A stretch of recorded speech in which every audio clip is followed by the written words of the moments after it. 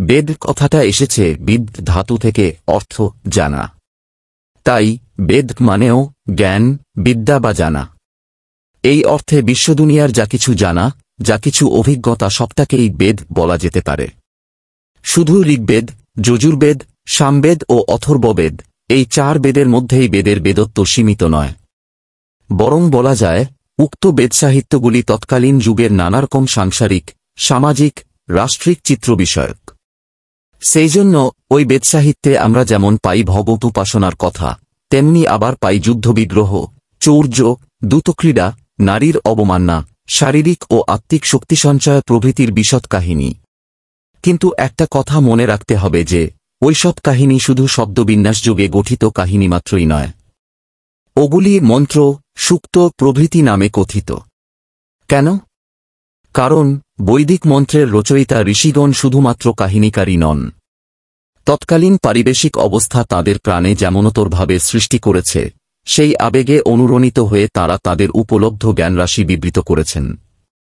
এই ভাবের আবেগ একজন সাধারণ মানুষের যেমনটি আসে তেমনটি নয়। কিন্তু আমাদের অনেক কিছু মনে হয়, অনেক কথা ভাবি, কিন্তু সবগুলি যে সব সময় কল্যাণকেই আবাহন করবে এবং তা লিখিত হলে কালজয়ী হয়ে বিরাজ করবে, তা তো হয় না।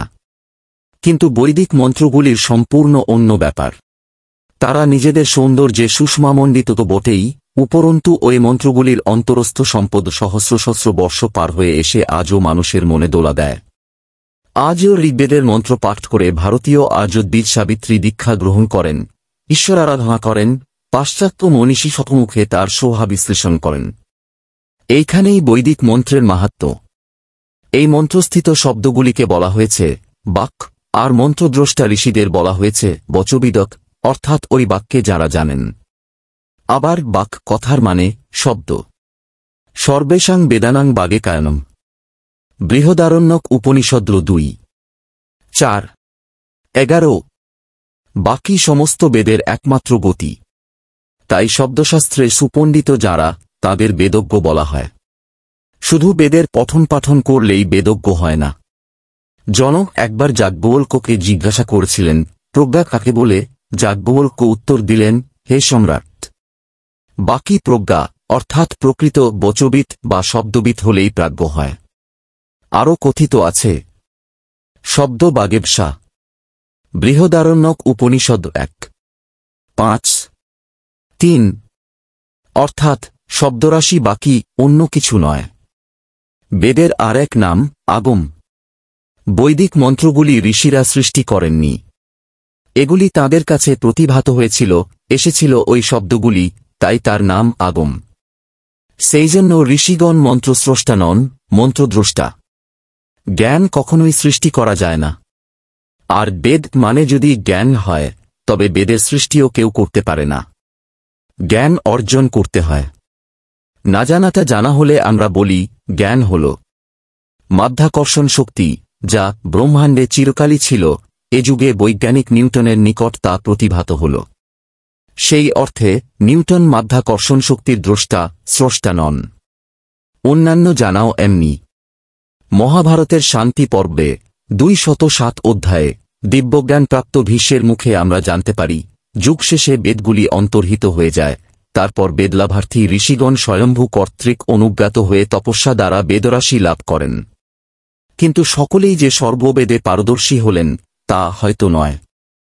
যেমন বৃহস্পতি বেদাঙ্গসমূহ অবগত হলেন, ভৃগুপুত্র শুক্র নীতিশাস্ত্র, নারদ গান্ধর্ববিদ্যা, ভরদ্বাজ ধনুর্বেদ, কৃষ্ণাত্রেয় চিকিৎসাশাস্ত্র ইত্যাদি রকমে সেই বিষয়ে সম্যক জ্ঞান লাভ করলেন। তাহলে দেখা যাচ্ছে বেদ, যা তখন ছিল অজ্ঞাত বা অপ্রাপ্ত, পরে বিহিত সাধনা, চর্চা, অনুশীলনের ভিতর দিয়ে বেদ বিজ্ঞানরূপে ঋষিদের কাছে প্রতিভাত হল। ঋষিগণের এই দর্শন তথাকথিত জ্ঞানীদের মানসিক চিন্তা বা কল্পনা নয়। সৎচিন্তা, সদ্বাক্য, সদ অভ্যাস, সদ্ব্যবহার ইত্যাদির সুনিষ্ঠ অনুশীলনের ভিতর দিয়ে তাঁরা জীবনটাকে সম্পূর্ণরূপে সৎপরায়ণ করে তুলেছিলেন। তাঁদের চিন্তায়, কথায়, ব্যবহারে কল্যাণী ফুটে বেরোত। হয়তো প্রথম জীবনে অনেকে নানাভাবে পীড়িত ও ক্লিষ্ট হয়েছেন, কিন্তু তাঁরা পরমৈশ্বর্যের সন্ধান থেকে বিরত হননি। বিহিত সাধনায় সেই পরম সত্যের সাথে যখন তাদের সংযোগ স্থাপিত হয়েছে, তখন ওই সত্যনিষ্ঠা তাদের মধ্যে সেই জাতীয় চিন্তা ও কর্মেরই অনুরণনা সৃষ্টি করেছে। তাদের মস্তিষ্কের চিন্তাধারাও ওই খাতে প্রবাহিত হয়েছে। তখন বাহ্য ও আন্তর্জগতের যা কিছুর সাত্ত্বিক ভূমিটা তাদের সামনে ফুটে উঠতে দেরি হয়নি। যে কথা তাঁরা উচ্চারণ করেছেন তাই হয়ে উঠেছে আপ্তবাক্য, সিদ্ধবাক্য। ঋগ্বেদের 10ম মণ্ডলে কবশ ঋষি যখন অক্ষক্রীড়ার কথা বলেছেন, সেখানে তিনি অতি পরিষ্কারভাবে দেখিয়েছেন অক্ষ কিভাবে ওই কিতবকে আকর্ষণ করছে, তাকে তার আত্মীয় স্বজনের কাছে হীনতর হতেও হীনতম করে তুলছে, অক্ষের প্রচণ্ড প্রলোভনের কাছে তার সমস্ত সংকল্প ধূলিসাৎ হয়ে যাচ্ছে।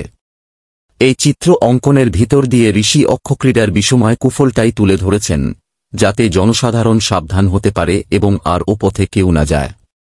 তাহলে এখানে আরেকটা জিনিস পরিষ্কার হচ্ছে, বেদমন্ত্র উচ্চারণ করবার আগে ঋষিগণ সেই বিষয়ে সম্পূর্ণ বোধ করতেন, বোধ করে বিষয়টিকে আত্মস্থ করে নিতেন, তার ফলাফল সমস্তটাই দূরদর্শী প্রজ্ঞা নিয়ে দেখতেন। তারপর এই সম্পর্কে তাদের যে বোধ তা তুলে ধরতেন তাদের শিষ্য বা সন্ততিবর্গের সন্নিকটে। তাদের এই যে প্রজ্ঞাদীপ্ত সুকথিত বাণীরাশি, তাই বেদমন্ত্র বা সূক্ত নামে আখ্যাত হয়েছে। তাহলে বেদের আগেই আছে বোধ। বেদজ্ঞ মানেই বোধজ্ঞ। বেদমন্ত্র মানে বোধিমন্ত্র। বোধ ছাড়া বেদ আসতে পারে না। আর বিষয় বা ব্যাপার সম্বন্ধে বোধ যেখানে সুপরিস্ফুট, সেখানেই বেদবত্তার সার্থকতা। যিনি বিদ্যান তিনি বোধবান। বোধই বিদ্যার উদ্ভাবক, স্রষ্টা। নিরপেক্ষ ও অপরোক্ষ দর্শন সঞ্জাত এই বোধ শুধু কথায় হয় না, তার জন্য বিহিতভাবে সত্ত্বশুদ্ধি একান্ত প্রয়োজন। আর সত্ত্বশুদ্ধি মানেই সত্তাশুদ্ধি। সত্তার অর্থাৎ অস্তিত্বের উপাসনা চাই, সেই পথের পথিক হওয়া চাই। আর ওই সত্তার উপাসনা শেখা লাগে সত্তাবাদী যিনি, এমনতর পুরুষের কাছে, হাতে কলমে।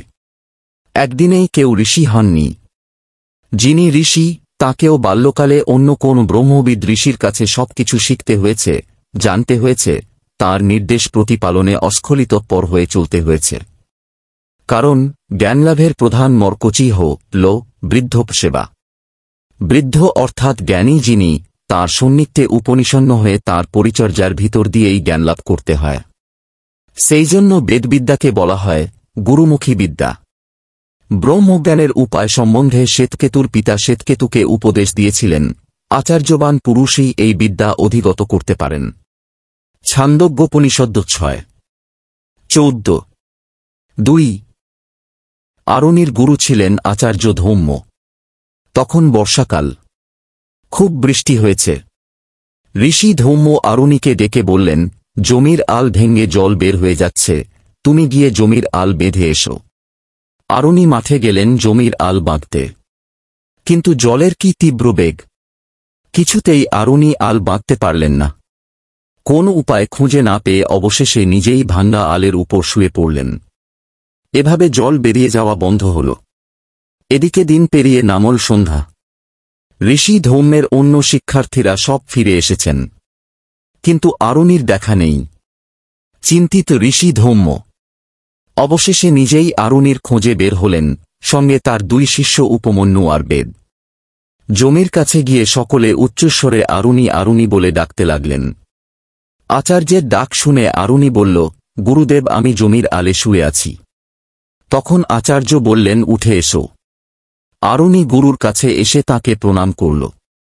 তারপর সমস্ত ঘটনা গুরুকে খুলে বলল। আরুণির কথা শুনে গুরুদেব অত্যন্ত খুশি হলেন। তিনি গুরুভক্তির জন্য আরুণিকে আশীর্বাদ করে বললেন, তোমার সমস্ত বিদ্যা অর্জিত হবে। পরবর্তীকালে এই আরুণি উদ্দালক ঋষি নামে বিশ্ববরেণ্য হলেন। মহাভারতে আরুণির মতোই উপমন্যুর গুরুভক্তির কথাও আমরা অনেকেই জানি। গায়ত্রী মন্ত্রের দ্রষ্টা ঋষি বিশ্বামিত্র মুক্তকণ্ঠে তাঁর গুরুর আশীর্বাদের কথা ঘোষণা করে গেছেন। আচার্যের কাছে উপনিষন্ন হয়ে তাঁর সেবা পরিচর্যা ও তাঁর কাছে বিহিত পরিপ্রশ্নের ভিতর দিয়ে একদিন বিশ্বামিত্র ঋষিত্ব অর্জন করেছিলেন। আবার এভাবেই বিশ্বামিত্রের পুত্র ও শিষ্য মধুচ্ছন্দাও ঋষিত্ব অর্জন করেছিলেন। এরা ছিলেন ঋক্রচনাকারী ঋষি। এ থেকে আরেকটা জিনিস স্পষ্টরূপে প্রতীয়মান হচ্ছে যে, বেদজ্ঞান লাভের আগে আচার্যকরণ অতি অবশ্য করণীয়। প্রথমে চাই আচার্য সন্নিধানে উপনিষন্ন হন। তারপর ওই আচার্যানুরতি ও আচার্যানুসরণেই একদিন শিষ্যের সম্মুখে খুলে দেয় সমস্ত জ্ঞানের দ্বার। গুরুভক্তি জ্ঞানার্জনের প্রকৃষ্ট পন্থা। শুধু জ্ঞানপন্থী হলে সে জ্ঞান শুষ্ক হয়ে ওঠে, তা সর্বকালের মনুষ্য হৃদয়ে স্পর্শ করতে পারে না। কিন্তু আচার্যভক্ত যিনি, তাঁর জ্ঞান সহজ, স্বতঃস্ফূর্ত। তা সহজভাবেই মানুষের কাছে হৃদ্য হয়ে ওঠে। ভক্তিতে জ্ঞানের অস্তিত্ব আছেই, কিন্তু জ্ঞানে ভক্তি নাও থাকতে পারে। আর আর্যভারতে প্রধানত ছিল এই ভক্তি ও শ্রদ্ধার চাষ। সে সময় যে অত ঋষির আবির্ভাব দেখা যায়, অত যে জ্ঞান গরিমার কথা শোনা যায়, তা সম্ভব হয়ে উঠেছিল একমাত্র শ্রদ্ধা ভক্তির বিহিত অনুশীলনে। সেই কারণে জীবনের সর্বতোমুখী বিকাশের জন্য আচার্যনিষ্ঠা বা গুরুভক্তিকেই প্রথম ও প্রধান করে তোলা হয়েছিল। তাই উপরিউক্ত ভাবার্থ নিয়ে যদি মন্তব্য করা যায়, বেদের ভূমি উপনিষদ, তাহলে তা কি খুব অবান্তর হবে। তাই দেখা যায় উপনিষদের পাতায় পাতায় ওই আচার্য প্রাণতার কথা, শ্রদ্ধার কথা। ছান্দোগ্যোপনিষদে সন্তকুমার নারদকে উপদেশ দান প্রসঙ্গে বলেছেন, শ্রদ্ধা তে বিজিজ্ঞাসিতব্যেতি। ছান্দোগ্যোপনিষদ 7:1-9 অর্থাৎ শ্রদ্ধাকে জানতে হবে। আবার নিষ্ঠা না হলে শ্রদ্ধা হয় না। তাই সাথে সাথেই বলছেন, নিষ্ঠা তে বিজিজ্ঞাসিতব্যেতি। ছান্দোগ্যোপনিষদ 7:2-1 অর্থাৎ আগে নিষ্ঠাকে জানতে হবে, নিষ্ঠার অনুশীলন করতে হবে। আর নিষ্ঠা মানেই নিঃশেষে লেগে থাকা। যখন গুরুর অনুশাসনে প্রত্যাশারহিত হয়ে ফুল্ল অন্তরে নিরবচ্ছিন্নভাবে থাকা যায় ও চলা যায়, তখনই নিষ্ঠার উদয় হয়। বেদমন্ত্রকারক ঋষিদের প্রত্যেককেই প্রথমে উপনিষদ শব্দের ধাতুগত অর্থকে আশ্রয় করতে হয়েছে। উপনিষদ গমন অর্থাৎ উপনিষন্ন হতে হয়েছে, নিত্যে গমন করতে হয়েছে ওই ইষ্ট বা আচার্যস্কাশে। তারপর আচার্যের অনুশাসনের বশবর্তী হয়ে বহুরকম পরীক্ষা নিরীক্ষা পার হয়ে চলতে চলতে একজন এগিয়ে গেছেন ক্রমবিস্তৃতির পথে। তাঁরা জেনেছেন সৎকে, জেনেছেন অসৎকে। অবগত হয়েছেন সতের কল্যাণময় ফল, অসতের জীবন বিনাশী পরিণতি। আবার সাথে সাথে এও শিখেছেন সৎ এবং অসৎ যথাবিধি ব্যবহৃত না হলে কিভাবে বিপরীত ফল প্রসব করে থাকে। জগৎ সংসারের প্রতিটি বস্তুকেই নিজের মতো করে বোধ করেছেন। বাস্তবে কর্মানুশীলনের বিহিত প্রক্রিয়ায় বোধ করেছেন সবগুলির জীবনীয় মূল্য কোথায়, কতখানি। ওই বোধই তাঁদের মধ্যে বেদের সঞ্চার করেছে। বোধিমান হয়ে, বুদ্ধ হয়ে একজন হয়ে উঠেছেন বেদবিদ। তখন তাঁদের সেই বোধভাণ্ডার বা জ্ঞানভাণ্ডার থেকে যে দু একটি মণিমুক্তা খরিত হয়ে এসেছে, তাই সৃষ্টি করেছে কালজয়ী সাহিত্য, তাই মানুষের মস্তিষ্কের ভিতর দিয়ে হৃদয়ের দুয়ারে আঘাত করেছে। সহস্র সহস্র বৎসর পূর্বেকার সেই অনবদ্য সৃষ্টি আজও স্বকীয় মহিমায় উজ্জ্বল হয়ে রয়েছে পৃথিবীর চিরস্থায়ী সম্পদরূপে। বেদ ফুরিয়ে যাবার নয়, শেষ নেই এর। আজও বিজ্ঞানের যে সব নতুন নতুন দিক উন্মোচিত হচ্ছে, তা বেদেরই অন্তর্ভুক্ত। বেদে কোনো বিষয়ই বাদ নেই। শুধু কয়েকটি পুঁথিপত্রের মধ্যেই বেদের বেদত্ব নিঃশেষ হয়ে যায়নি। বেদ বিজ্ঞানের পথ, জীবনের পথ, জাতীয় কল্যাণের পথ। সেখানে ভাস্বর জ্যোতিতে তুলে ধরা হয়েছে ইষ্টনিষ্ঠার কথা, গুরুভক্তির অমীয় কাহিনী। উপমন্যুর অচঞ্চল গুরুভক্তি তাঁকে সর্বশাস্ত্রজ্ঞ করে তুলেছিল। গুরু ধৌম্য তাঁকে আশীর্বাদ করেছিলেন। সর্বে চতে বেদা প্রতিভাষ্যন্তি, সর্বাণীচ ধর্মশাস্ত্রাণি ইতি। 8:1 মহাভারত আদিপর্ব 3 অধ্যায়। সমস্ত বেদ ও ধর্মশাস্ত্র সকল তোমার কাছে প্রতিভাত হবে। সাহিত্য দেশের তৎকালীন সমাজের প্রতিচ্ছবি। আমাদের বেদ সাহিত্যও তাই। বৈদিক মন্ত্রগুলির মধ্যেও তাই তখনকার সমাজের নানারকম চিত্র পাওয়া যায়। প্রাচীনের প্রতি শ্রদ্ধা আমাদের সহজাত, পূর্বসূরিগণের প্রতি সম্মান প্রদর্শন আমাদের মজ্জাগত। এই অভ্যাস এদেশের রন্ধ্রে রন্ধ্রে পরিব্যাপ্ত। তাই বৈদিক রচনাগুলিকে আমরা অনেক উচ্চ আসন দিয়েছি। প্রাজ্ঞ ঋষিগণের এই রচনাগুলি অনেক স্থলে জীবন সমস্যার পথে আলোকবর্তিকা স্বরূপ। সেজন্য ওগুলিকে আমরা মন্ত্র, সূক্ত প্রভৃতি আখ্যায় আখ্যায়িত করেছি। মন্ত্র তাই, যা মনন করলে ত্রাণ পাওয়া যায়। ঋগ্বেদের একটি শ্লোকী মন্ত্র নামে আখ্যাত। আর কতকগুলি মন্ত্র নিয়ে হয় একটি সুক্ত অর্থাৎ সুকথিত বাণীচয়ন বা শুভ সুন্দর বাক্যরাশি। একটি সূক্তে সাধারণত একজনই দেবতা থাকেন, যার সম্বন্ধে রচিত ওই গোটা সূক্তটি। আবার কয়েকটি সূক্ত একত্রে মালাকারে সুসজ্জিত হয়ে গঠন করে একটি মণ্ডল।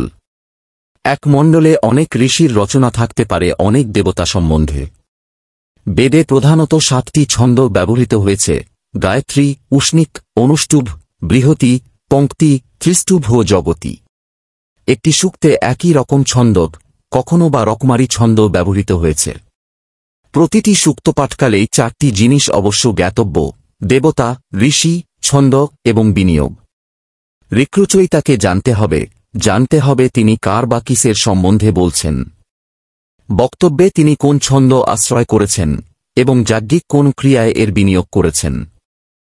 এই বিষয়গুলি না জেনে যিনি বৈদিক মন্ত্র পাঠ করেন তাকে বলা হয় মন্ত্রকণ্ঠ। বেদপাঠের এই যে এত নিয়মবন্ধন, এ কেন? কারণ ঋষিরা তাঁদের খেয়াল খুশিমতো কিছু করে যাননি। একটু সাহিত্য রচনা করতে হবে বলে ঋক্কুলি রচনা করেননি। জীবনের মূল্যবোধ তাঁদের কাছে স্পষ্টরূপে ধরা পড়েছিল। তাঁরা বুঝেছিলেন এই দৃশ্যমান জগতের মধ্যেই দুনিয়া নিঃশেষ হয়ে যায়নি। বিশাল পর্বত, বিরাট সমুদ্র, অনন্ত দিক, এসবের চালক অন্য কোন অদৃশ্য শক্তি। কে সে? কোথায় সে? এই জিজ্ঞাসা তাঁদের টেনে নিয়ে গেছে দূরে, বহু দূরে। আহার বিহার, কথাবার্তা, শিক্ষা দীক্ষা সবকিছুর মধ্য দিয়েই তাঁরা ওই অনুসন্ধান চালিয়ে গেছেন। ধীরে ধীরে তাঁদের সম্মুখে উদ্ঘাটিত হয়েছে পরম রহস্যের দ্বার, চরম সত্যের দ্বার, জীবনের গুপ্ত রহস্য তাঁরা আবিষ্কার করলেন। এই সত্য বা রহস্যের যাতে অবমাননা না হয়, তারই জন্য তাঁরা কতকগুলি নীতিবিধির সৃষ্টি করেছেন। এইগুলি বেদপাঠের বিধিনিষেধ। কোন কিছু অধিগত করতে গেলেই কতকগুলি প্রক্রিয়ার মধ্য দিয়ে যেতে হয়। এখানেও তাই। বেদধর্মের এই মূল তথ্য সম্যক অবগত না হয়েই কেউ কেউ বেদকে চাষার গান বলে অভিহিত করেছেন। তাদের যুক্তি, পরিবেশের নানারকম দৈব দুর্বিপাক, অতিবৃষ্টি, অনাবৃষ্টি, ভূমিকম্প প্রভৃতি, আবার শ্যামল প্রান্তর, সুন্দর প্রস্রবণ প্রভৃতি মনোমোহন শোভা অবলোকন করে বৈদিক যুগের মানুষেরা কখনো মুগ্ধ হয়েছে, কখনো হয়েছে ভীত, কখনো বিস্মিত, কখনো ভক্তিপুলকিত। তাদের এইসব মানসিক ভাব যে সাহিত্য রচনা করেছে তাই বেদমন্ত্র। উদীয়মান সূর্যের শোভা ভালো লাগল, তাই দেখে শ্লোক রচনা হল। তারপর সেগুলি লোকমুখে গীত হয়ে ফিরতে লাগল। চাষারাও গাইতে লাগল। এইসব কথা বলে ওই সব মহামতিগণ বেদগাথার লাঘব প্রতিপাদনে যত্নশীল হয়েছেন। কিন্তু বেদকে যদি গানই বলতে হয়, তবে আমরা বলবো তাকে জীবন সঙ্গীত। বেদকে বলা হয় অপৌরুষেয়। কারণ ঋষিগণ যখন মন্ত্র রচনা করেছেন তখন তার ভাষা, ভাব, শব্দবিন্যাস, বিষয় ও শব্দমাধুর্যে তাঁরা এতই চমৎকৃত হয়েছেন যে ওই রচনা তাঁদের কিনা তাতে সন্দেহ উপস্থিত হয়েছে। লৌকিক জগতেও আমরা দেখতে পাই, যখন কেউ একটা বিষয় নিয়ে গভীরভাবে ধ্যানপরায়ণ থাকে, নিজেকে সম্পূর্ণভাবে তার মধ্যে হারিয়ে ফেলে, তখন হঠাৎ সেই বিষয়ের বহু অজানার দ্বার তার সামনে খুলে যায়। অনেক অজ্ঞাত রহস্যের সন্ধান সে পায়। সে নিজেই স্তম্ভিত হয়ে যায় নিজের ওই আবিষ্কারে। বৈজ্ঞানিক যত কিছু আবিষ্কার সবই তো এইভাবে সম্ভব হয়ে উঠেছে। বেদমন্ত্রগুলিও এইভাবে রচিত হয়েছে, সন্ধান দিয়েছে জীবনপথের, সত্য, শিব ও সুন্দরের। ওই সত্যশিব সুন্দরের উপলব্ধি ভূমায়িত হয়ে সার্থকতা লাভ করেছে পূর্ণানন্দে। আবার আনন্দকে তুলনা করা হয়েছে ব্রহ্মের সাথে। আনন্দ ব্রহ্মেতি বেজানাত। তৈত্তিরীয়োপনিষদ 3:6। বরুণের আদেশে তপস্যা করতে করতে ভৃগু সর্বশেষে আনন্দকেই অর্থাৎ বিস্তারকেই ব্রহ্ম বলে জানলেন। আনন্দ, হৃষ্ট হওয়া, কম্পন, সমৃদ্ধি ও ভাবে। অর্থ, বর্ধন, আকম্পিত হওয়া, কোনো বিশেষ ভাবের সারা সঞ্চারণায় অনুরণিত হওয়া। নন্দ ও নদ্য মূলত একই ধাতু। নদ শব্দ থেকেই নাদ, ভাইব্রেশন। আনন্দে সমগ্র দেহমন ভাল্লাগার পুলকে প্রকম্পিত হয়। তা আবার মনের প্রসারতা ঘটায়, আয়ু ও বৃদ্ধি করে, স্বাস্থ্য ভালো রাখে।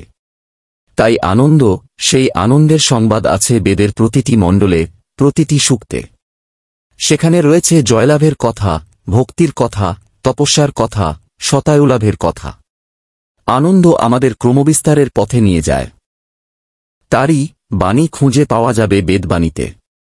স্মৃতিকারক ঋষিগণের মধ্যে ভগবান মনুকে প্রধান স্থান দেওয়া হয়েছে, কারণ তিনি বেদার্থ আশ্রয় করেই স্মৃতি রচনা করেছেন। আবার শ্রুতি অর্থাৎ বেদ এবং স্মৃতিশাস্ত্রের বিধানের মধ্যে যদি কখনো বিরোধ উপস্থিত হয়, সেখানে শ্রুতিবাক্যই প্রামাণ্য বলে গ্রহণ করতে হবে, স্মৃতির বিধান নয়। এই আমাদের শাস্ত্রীয় বিধান, এই অনুশাসন। এমনতর যে জীবন গীতিকা, তাকে চাষার গান বলে হেয় করা যে কতখানি অপ্রচেষ্টা, তা সহজেই অনুমেয়। প্রধানত যজ্ঞীয় ক্রিয়াকলাপই বেদমন্ত্রের বিনিয়োগ ক্ষেত্র। বিশেষ প্রক্রিয়ায় অনুষ্ঠিত যজ্ঞাগ্নির প্রস্তুতি, যজ্ঞক্রিয়া ও সমাপন অনুষ্ঠানে মন্ত্রগুলি ব্যবহৃত হত। আবার সন্ধ্যাহ্নিক এবং অন্যান্য দশবিধ সংস্কারাদি ও পূজা পার্বণেও এই মন্ত্রের ব্যবহার আছে। তবুও প্রধানত যজ্ঞের উদ্দেশ্যেই এগুলি বিনিযুক্ত হত। কিন্তু শুধুমাত্র অগ্নি প্রজ্বালনকেই যজ্ঞক্রিয়া বলে মনে করলে ভুল হবে। যজ্ঞের ক্ষেত্র শুধু ওইটুকুর মধ্যেই সীমাবদ্ধ নয়। যজ্ঞের তিনটি ভাগ ছিল। যার সম্বন্ধে যজ্ঞ, তিনি হলেন যজতর অর্থাৎ পূজার পাত্র, তাঁদের যে পূজনক্রিয়া তার নাম যজন, এবং পূজকগণ অভিহিত হতেন যজমান নামে।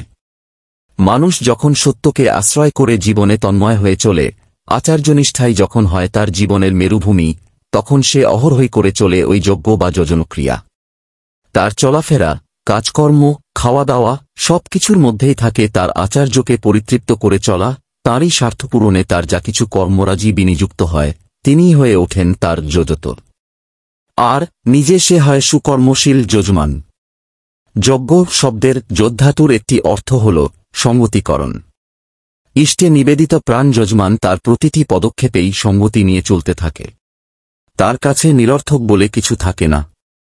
জীবনটাকে শুধু একটা ভূতের বেগার বলে মনে হয় না।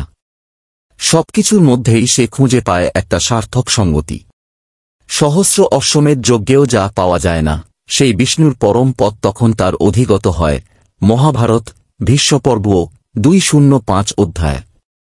আর এইখানেই যজ্ঞক্রিয়ার প্রকৃত সার্থকতা। এ না হয়ে যজ্ঞক্রিয়া যদি শুধু অগ্নি প্রজ্বালন ও তাতে আহুতি প্রদান ক্রিয়াতেই পর্যবসিত হয়, তবে বেদের যজ্ঞক্রিয়ার মর্মার্থ আর কোনোদিনই খুঁজে পাওয়া যাবে না। তাই মহাভারতে সরসজাশায়িত ভীষ্ম যুধিষ্ঠিরকে বলেছিলেন, অগ্রে সর্বেষু যজ্ঞেষু শ্রদ্ধার্ঘ্য বিধীয়তে। 4:2 মহাভারত, ভীষ্মপর্ব 5:9 অধ্যায়। সমস্ত যজ্ঞের আগে শ্রদ্ধার্ঘ্যের বিধান। শ্রদ্ধা। আর নিরুক্তকার জাস্ক শ্রত শব্দের অর্থ করেছেন সত্য। তাই শ্রদ্ধা মানে সত্যকে যা ধারণ করে। শ্রদ্ধা শ্রী আশ্রয়, সেবা, দৎস্রত, সত্য, দ্রষ্টব্য, নিঘণ্টু, শ্রদ্ধা, ধারণ, পোষণ, অং, ভাবে, অর্থ, সত্যকে ধারণ পোষণ করা। আর সত্য তাই যার জীবনীয় অস্তধাতু বিদ্যমানতা। যা ঘটে তাই সত্য নয়, যাতে জীবের কল্যাণ হয় তাই সত্য। সত্য অস বিদ্যমানতা, সত্রিসৎ, সত্য, ভাবে, অর্থ, যা নিঃসহ পরিবেশের অস্তিত্ব পোষণই এই জীবনধর্মের অনুশীলন সমস্ত যজ্ঞের প্রারম্ভে চাই। সেই জন্য সোমযাগের সর্বপ্রথম প্রধান অঙ্গ হল দীক্ষণীয় স্ত্রী, অর্থাৎ যে স্ত্রী বা যজ্ঞের দ্বারা যজমান দীক্ষিত হতেন। দ্বিতীয় জন্মরূপ এই দীক্ষণ ক্রিয়ার অনুষ্ঠান না হওয়া পর্যন্ত যজমানের কর্মকরণেই অধিকার জন্মাত না। যাজ্ঞিকগণ মনে করতেন দীক্ষণীয় স্ত্রীতে যজমানের ব্রহ্মজন্মের গর্ভধান হয়। এই দীক্ষাই অভিষেক ক্রিয়া, অর্থাৎ পরম পুরুষের দিব্যভাবে অভিষিক্তকরণ, খ্রিস্টানগণ যাকে বলে থাকেন ব্যাপটিজম। যজ্ঞক্রিয়ার বহুবিধ প্রকার ও প্রকরণের কথা সমগ্র ব্রাহ্মণ অংশে সুবিস্তৃতভাবে বলা আছে। সব দিকটা নিয়ে আলোচনা করা এখানে আমাদের উদ্দেশ্য নয়। আমরা দেখব যা কিছু জ্ঞান, যা কিছু বিদ্যা সবই কিভাবে গুরুগম্য হয়ে উঠেছে। কি কর্মকাণ্ড, কি জ্ঞানকাণ্ড, সর্বত্রই শ্রীগুরুর আশীর্বাদ অর্থাৎ অনুশাসনবাদ অপরিহার্য। সমগ্র বেদসাহিত্যে অগ্নির একটি বিশিষ্ট স্থান রয়েছে। জাস্ক অগ্নি শব্দের ব্যুৎপত্তি নির্ণয় করতে গিয়ে বিভিন্ন প্রকারে বলেছেন, 1 অগ্রনির্ভবতী অর্থাৎ যিনি অগ্রণী হন সর্বকার্যে, প্রথমে যাঁর আসন।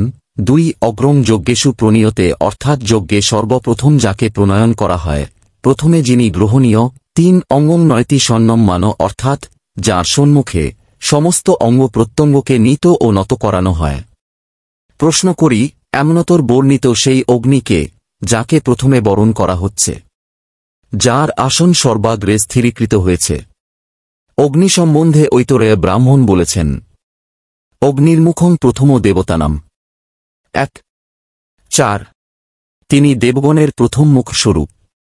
তাই দেবতাদের আরেক নাম অগ্নিমুখ। অগ্নির মাধ্যমেই তাঁরা হব্য গ্রহণ করেন। আর দেবতা তিনিই যিনি দ্যুতিমান, দিব্যজীবনের অমৃতভাণ্ডার যাঁর করায়ত্ত। লৌকিক জগতে ইষ্ট বা আচার্যদেবকেই ঈশ্বরের ব্যক্ত মূর্তি বলে পূজা করা হয়। আচার্যের মাধ্যমে সমস্ত দেবতা তথা পরমেশ্বরের অর্চনা করা হয়। আর তিনিই সেই অগ্নিমুখ। জীবনযজ্ঞে সর্বপ্রথম তাঁরই আসন স্থিরীকৃত। তিনিই তাঁর শিষ্য বা যজমানকে বিহিত অনুশাসনের মধ্য দিয়ে পরিচালিত করে তাকে সর্বতোমুখী যোগ্যতা সম্পন্ন করে তোলেন। মনুসংহিতায় আছে, উপনিয়তু যশিষ্যং বেদমধ্যাপয়েদ্দিস সকল্পং সরহস্যঞ্চ তমাচার্যং প্রচক্ষতে। 1-4-0-2 অধ্যায়। যিনি শিষ্যকে উপনীত করিয়ে কল্প ও রহস্য সহযোগে বেদশিক্ষা দান করেন, সেই দ্বিজি আচার্য বলে খ্যাত। যাগক্রিয়া সম্বন্ধীয় উপদেশাদি আছে কল্পে। আর উপনিষদের আরেক নাম রহস্য বা গুপ্তবিদ্যা। তাহলে এক কথায় বেদের কর্মকাণ্ড ও জ্ঞানকাণ্ড দুটিকে নিয়েই সমগ্র বেদের বেদত্ব। শুধু অনুষ্ঠান প্রিয় হলেও তার সামগ্রিক জ্ঞান হল না। আবার ক্রিয়মানতাকে অস্বীকার করে শুধু ব্রহ্মবিদ্যালাভের প্রয়াস অপ্রয়াস মাত্র। কর্মই জ্ঞানের আবাহক। যে যতটুকু করে সে ততটুকু জানে, না করলে বোধ গজায় না। সেই জন্যই আচার্যনিষ্ঠ জীবনের প্রথম উপযোগী হল কর্মযোগ, পরে জ্ঞানযোগ। ঈশোপনিষদে কর্মযোগের এই মাহাত্ম্য বর্ণিত আছে। কুর্বন্নেবেহ কর্মাণি জিজিবিষেচ্ছতং সমা। 2 যদি শতায়ুলাভের প্রত্যাশী হও, তবে কর্মানুষ্ঠান করেই তোমাকে তা হতে হবে। আর সে কর্ম হওয়া চাই ইষ্টস্বার্থ প্রতিষ্ঠা।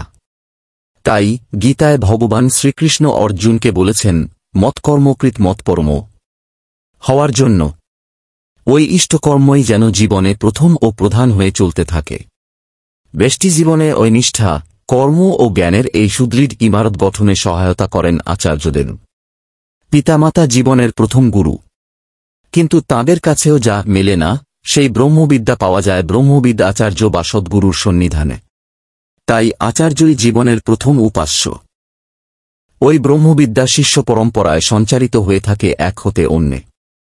মুণ্ডকোপনিষদের প্রথম মুণ্ডকের প্রথম অধ্যায়ের 2 শ্লোকে আছে, এই বিদ্যা ব্রহ্মা দান করেন অথর্বা ঋষিকে, অথর্বা ঋষি অঙ্গিরাকে, অঙ্গিরা আবার সত্যবহকে দান করেন। এই ক্রমে গুরুর আদেশ পালনে তৎপর থেকে শিষ্যগণ ব্রহ্মবোধে উপনীত হয়েছিলেন। এই বিদ্যাকে বলা হয়েছে পরাবিদ্যা, অর্থাৎ শ্রেষ্ঠ বিদ্যা বা অক্ষর। আর ষড়ঙ্গ সমন্বিত চতুর্বেদের জ্ঞানকে বলা হয় অপরাবিদ্যা। মুণ্ডকোপনিষদ 1:1-5 পরা ও অপরার মধ্যে পরাজ্ঞানই শ্রেষ্ঠ। কিন্তু সামগ্রিক জ্ঞানলাভার্থে পরা ও অপরা উভয় জ্ঞানই প্রয়োজন। কোনো একটা স্বয়ংসম্পূর্ণ হতে পারে না। ঈশোপনিষদও বলছেন, অন্ধং তম প্রবিশন্তি জেহবিদ্যামুপাস্তে তত ভূয়ে ইপ্তে তমজ ও বিদ্যায়ং রতা। 9 যারা অবিদ্যার উপাসনা করে তারা অন্ধতমসায় প্রবেশ করে, আর যারা শুধু বিদ্যার উপাসনাতে রত তারা পূর্বাপেক্ষাও গভীর অন্ধকারে নিমগ্ন হয়। পরাবিদ্যাই জ্ঞানলাভের লক্ষ্য, কিন্তু অপরাকে অবলম্বন করেই পরার দিকে এগিয়ে যেতে হয়। শিক্ষা, কল্প, ব্যাকরণ, নিরুক্ত, ছন্দ ও জ্যোতিষ এই 6টি বেদেরই অঙ্গ। বেদজ্ঞান অর্জনের জন্য ওই ষড়ঙ্গের জ্ঞান অপরিহার্য। তারপর কর্মকাণ্ডে সম্মুখ পারদর্শী হতে হতে যজমান এগিয়ে চলনে জ্ঞানকাণ্ডের দিকে। বিহিত সুকেন্দ্রিক কর্মপ্রাণতাই বোধের সৃষ্টি করে। কার্যকারণ সহ প্রতিটি ব্যাপার ও বিষয়ের মূল সূত্র তাদের কাছে ধরা পড়তে থাকে। সব রহস্য উন্মোচিত হয়। এই অবস্থায় উপনীত হয়ে যজমান বুঝতে পারেন কোনটা সৎ, কোনটা অসৎ।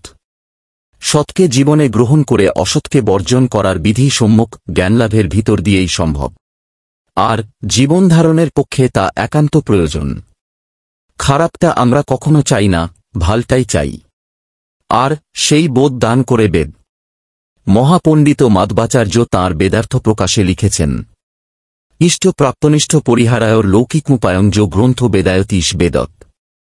যে গ্রন্থ পাঠে ইষ্টপ্রাপ্তি ও অনিষ্ট পরিহারের অলৌকিক উপায় জানা যায়, তাই বেদ। তাই বলি, বেদগাথা যদি সঙ্গীতই হয়, তবে তা জীবন সঙ্গীত। আর এ জ্ঞান ঋষিলভ্য জ্ঞান। শুধু বৈদিক মন্ত্ররাশি পাঠ করে বেদজ্ঞ হওয়া যায় না। যজ্ঞের মধ্যে আছে লোকবর্ধনী অনুচর্যা। মানুষের জীবনবর্ধনাতেই যজ্ঞের বিনিয়োগ সার্থক। সেই যজ্ঞই জীবনযজ্ঞ, কল্যাণযজ্ঞ, যাতে সপরিবেশ প্রতিটি মানুষই শাশ্বত মঙ্গলের পথে উদাত্ত চরণে চলতে পারে। আর জীবনের প্রয়োজনে যদি ব্যবহৃত না হয়, তবে বৈদিক সূক্ত শুধু পুঁথির পাতাতেই থেকে যাবে। জীবনবর্ধনে যত তা লাগবে না, তত ওই অমূল্য সম্পদ আমাদের কাছে নিরর্থক হয়ে উঠবে। কতকগুলি শব্দসমষ্টি ছাড়া বেদকে আর কিছুই মনে হবে না, অথবা অযথা বেদবাদরত হয়ে লক্ষ্য পথ থেকে ভ্রষ্ট হতে হবে। তাই জীবনে সর্বাগ্রেই প্রয়োজন মূর্ত বেদ। নারদ সর্বশাস্ত্রে পারদর্শী ছিলেন। চতুর্বেদ, ইতিহাস, পুরাণ, গণিত, তর্কশাস্ত্র, নীতিশাস্ত্র, ভূতবিদ্যা, ধনুর্বেদ, সর্পবিদ্যা, গন্ধর্বশাস্ত্র সবকিছুই নারদের অধিগত ছিল। কিন্তু তাতেও তিনি সম্পূর্ণতা বোধ করেননি। ঋষি সনৎকুমারের কাছে উপস্থিত হয়ে তিনি বলেছিলেন, সোহং ভগব মন্ত্রবিদেবাস্মি নাত্যবিদ। ছান্দোগ্যোপনিষদ 7:1-3। ভগবন, আমি মন্ত্রবিদ বটে, কিন্তু আত্মবিদ নই। এই বলে নারদ সনৎকুমারের শিষ্যত্ব গ্রহণ করেন। তখন সনৎকুমার তাঁকে নামব্রহ্ম এবং শব্দব্রহ্মের উপাসনার পথ ও উপায় শিক্ষা দান করেন। উপাসনা ও নিষ্ঠা সহকারে ইষ্টনির্দেশ অনুশীলনের ভিতর দিয়ে নারদ ধীরে ধীরে পরাবিদ্যা অধিগত করেন। তাহলে দেখা যাচ্ছে, সর্বশাস্ত্রের অধিগমনও নারদকে তৃপ্ত করতে পারেনি। আচার্যের প্রয়োজন হয়েছিল তাঁর। এই আচার্য গ্রহণ এবং অস্খলিত নিষ্ঠার সাথে তাঁর অনুশাসন মেনে চলাই উপনিষদের শিক্ষা। উপনিষদের পাতায় পাতায় গুরুপাসনা, শ্রদ্ধা, ভক্তি, নিষ্ঠা, আচারের কথা। মানবজীবনের প্রকৃত সম্পদ এই জীবন গঠনের ভিত্তিভূমি। আর এই অমোঘ নিঃসিদ্ধ গতি একদিন মানুষকে করে ঋষি বা ঋষিকল্প পুরুষ। তখন ওই ঋষি তাঁর অটুট ইষ্টায়িত কর্মজীবনের অভিজ্ঞতালব্ধ যে বাণীপ্রসাদ আমাদের দান করেন, সেগুলিকে আমরা মন্ত্রের মতন পবিত্র বলে গ্রহণ করে থাকি। বেদমন্ত্রের আগমনের মূলসূত্র এই। তাই বলি, উপনিষদ্দি অর্থাৎ সদ্গুরু সমীপে অচ্যুত সক্রিয় নিষ্ঠানন্দিত উপনিষন্নতাই বেদের ভূমি। এই অর্থ পরিস্ফুটিত হয়েছে শ্বেতাশ্বতরোপনিষদের সমাপ্তি শ্লোকে। যস্য দেবে পরা ভক্তির যথা দেবে তথা গুরৌ তস্যৈতে কথিতা হ্যার্থা প্রকাশন্তে মহাত্মন। শ্বেতাশ্বতরোপনিষদ 6:2-3। দেবে, জীবন দেবতায়, পরমেশ্বরে, যাঁর শ্রেষ্ঠ ভক্তি, এবং যেমন দেবতায় তেমনি তাঁর স্বীয় গুরুতে, সেই মহাত্মার কাছেই এই বেদার্থ প্রকৃত তাৎপর্যসহ প্রকাশিত হয়। একটি কথা, আমার ভিডিওগুলো ভালো লাগলে অবশ্যই সাবস্ক্রাইব, লাইক, কমেন্ট, শেয়ার করবেন। পরবর্তী ভিডিও পেতে বেল আইকন বাজিয়ে দিবেন। সবাইকে ধন্যবাদ, নমস্কার।